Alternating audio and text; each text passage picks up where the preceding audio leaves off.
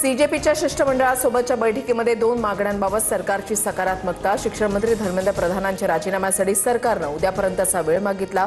उद्या दुपारी 3:30 वाजता बैठक होणार। प्रधानांचा राजीनामा न झाल्यास मोदींच्या खुर्चीला धोका। 20 जुलैपेक्षा जास्त मोठं आंदोलन करणार। एका मुलावर लाठीचार्ज केला तर घरातील 4 मतं कमी होतील।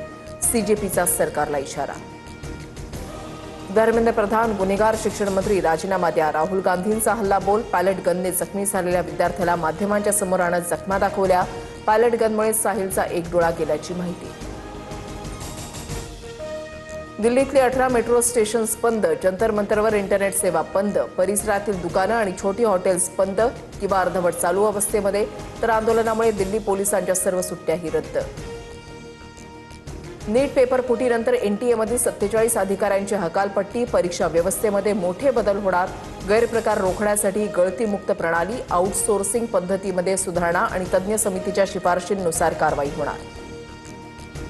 पेपर फुटी संदर्भातील सुधारणा विधेयकाला कॅबिनेटमध्ये मंजुरी। दोषींना 10 वर्षाच्या शिक्षेसह 10 कोटींच्या दंडाची तरतूद।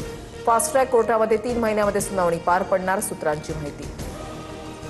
कॅबिनेट बैठकीमध्ये शहांनी पेपर लीक दुरुस्ती विधेयकाविषयी सविस्तर माहिती दिली। काँग्रेसनं असा कायदा कधीच आणला नाही। मोदी सरकारनं 2024 मध्ये हा कायदा आणला। शिक्षण मंत्री धर्मेंद्र प्रधानांचं भाष्य, सूत्रांची माहिती। पंतप्रधान मोदींकडून मंत्र्यांना इंस्टाग्रामवर अधिक सक्रिय होण्याच्या सूचना। इंस्टाग्रामवर तरुणांची संख्या खूप जास्त, फॉलोअर्स वाढवा आणि सरकारी योजनांची माहिती द्या, असं मोदींनी कॅबिनेट बैठकीमध्ये सांगितलं, सूत्रांची माहिती। दिल्लीतील विद्यार्थ्यांच्या आंदोलनाला पाठिंबा देण्यासाठी आदित्य आणि अमित ठाकरे रस्त्यावर। शिवाजी पार्कात विद्यार्थ्यांच्या उपस्थितीमध्ये राष्ट्रगीत गायन। उद्धव ठाकरेही सहभागी। रविवारी तिरंगा मोर्चा निघणार।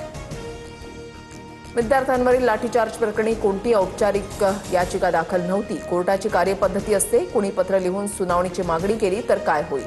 लाठीचार्जचे व्हिडिओ पाहण्यासाठी वेळ नाही, या टिप्पणीवर सरन्यायाधीश सूर्यकांत यांचं स्पष्टीकरण।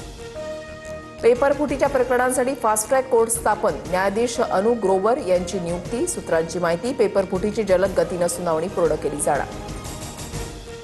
मला महाराष्ट्रामध्ये राहायचंय, देवेंद्रजींना महाराष्ट्रातच ठेवणार। मुख्यमंत्री फडणवीस केंद्रामध्ये जाणार असल्याच्या चर्चांवर अमृता फडणवीसांची प्रतिक्रिया।